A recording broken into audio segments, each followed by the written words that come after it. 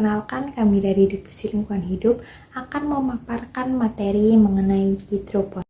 Sebelumnya, apakah kalian sudah tahu apa itu hidroponik? Hidroponik berasal dari bahasa Yunani, yaitu dari kata hidro yang berarti air dan ponik berarti mengerjakan. Jadi, hidroponik adalah bercocok tanam menggunakan air sebagai medianya. Lalu, yang membedakan bercocok tanam secara hidroponik dan konvensional adalah media yang digunakan itu sendiri. Saat kita bercocok tanam menggunakan hidroponik, maka kita akan menggunakan air sebagai media untuk bercocok tanamannya. Sedangkan saat kita bercocok tanam secara konvensional, kita akan menggunakan tanah sebagai medianya. Kita masuk ke sejarah hidroponik itu sendiri. Tahun 1600-an, Jan van Helmont asal Belgia berkebun dengan menggunakan media air. Pada tahun 1692, Francis Bacon mempunyai ide bercocok tanam tanpa tanah dan dilanjutkan dengan percobaan dan penelitian oleh beberapa ilmuwan dari Inggris, California. Tahun 1939 sampai 1945, kebutuhan suplai makanan tentara Amerika dan Inggris dalam Perang Dunia dipenuhi dengan pengubah Wake Island menjadi ladang hidroponik. Hidroponik mulai masuk ke Indonesia sekitar tahun 1970-an. Baru skala penelitian di perguruan tinggi dan baru diaplikasikan dalam skala industri oleh Bob Sabino pada tahun 1982, itu pun belum dikenal dan diterima oleh masyarakat Indonesia. Pada tahun 2012, mulai menjadi tren di dunia pertanian dan baru tahun 2014-an dikenal dan diterima oleh masyarakat luas. Cara menerapkan hidroponik sangatlah mudah.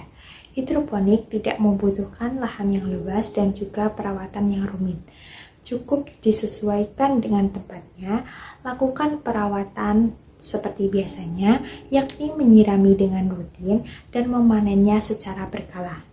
Secara garis besar, ada beberapa tahapan, yaitu persiapan instalasi dan media tanam, penyemaian, perawatan, serta panen.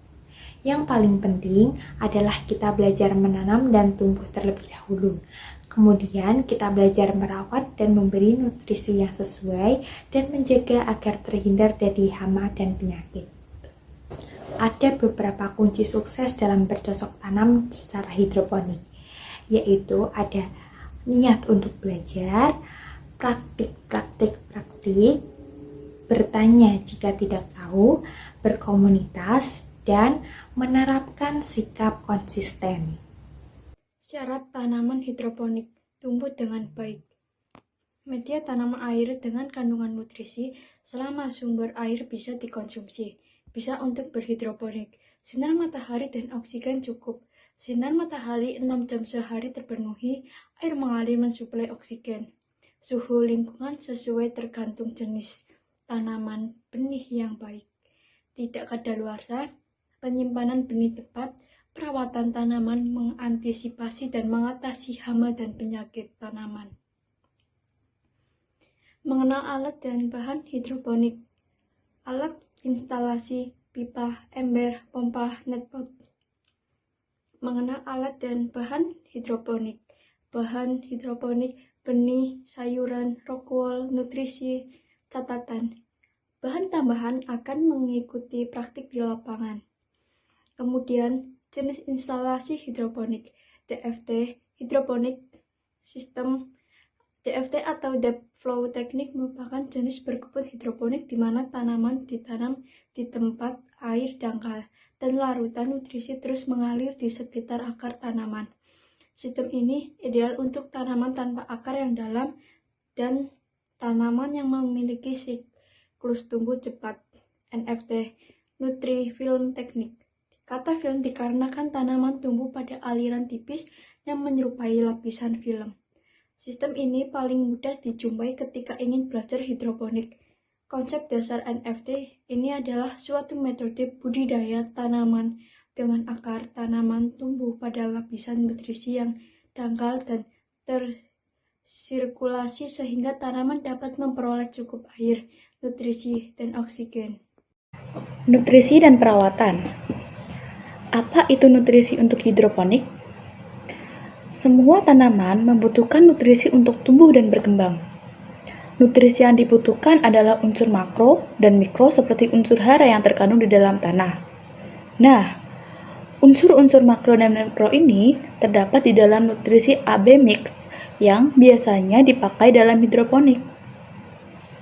Apakah perbedaan merawat tanaman dan instalasi? Perawatan tanaman itu setiap hari kita memperhatikan kondisi tanaman, khususnya di awal pertumbuhan, bagaimana bentuk daun, tinggi batang, mengecek kondisi tanaman apakah diserang ulat, belalang, atau menunjukkan adanya kerusakan tanaman.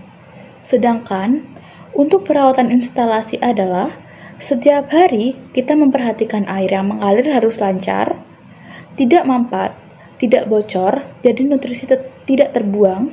Setelah panen selesai, dilakukan pembersihan net pot dari akar tanaman dan pembersihan pipa atau instalasi secara menyeluruh dengan cara mengosongkan pipa selama 3-5 hari agar lumut di dalam pipa bisa mati sebelum ditanami pada periode berikutnya. Lalu ada hama dan penyakit.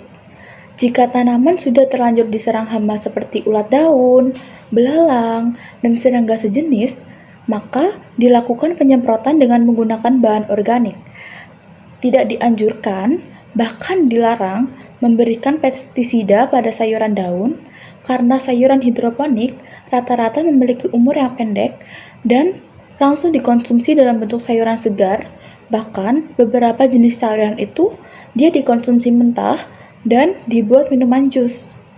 Lalu, bahan organik untuk mengatasi hama dan penyakit tanaman hidroponik sangat mudah dan sederhana. Salah satunya dengan cara membuat larutan cabai yang di-blender atau ditumbuk halus kemudian ditambahkan air secukupnya dan siap disemprotkan langsung pada tanaman. Selain cabai, bisa juga kita menggunakan daun pepaya dan daun tembakau. Lalu bisa juga menggunakan asap cair yang mulai banyak ditemukan di pasaran.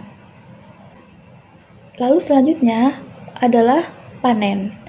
Panen dilakukan sesuai jenis sayuran yang kita tanam sekitar 30-35 hari setelah ditanam.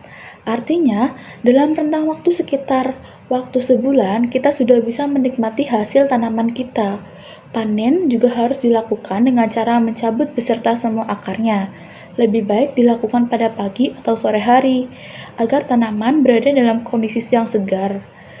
Nah, keuntungan sayur hidroponik ini adalah tanaman yang sudah kita panen akan lebih tahan atau segar lebih lama selama akar tanamannya itu masih basah.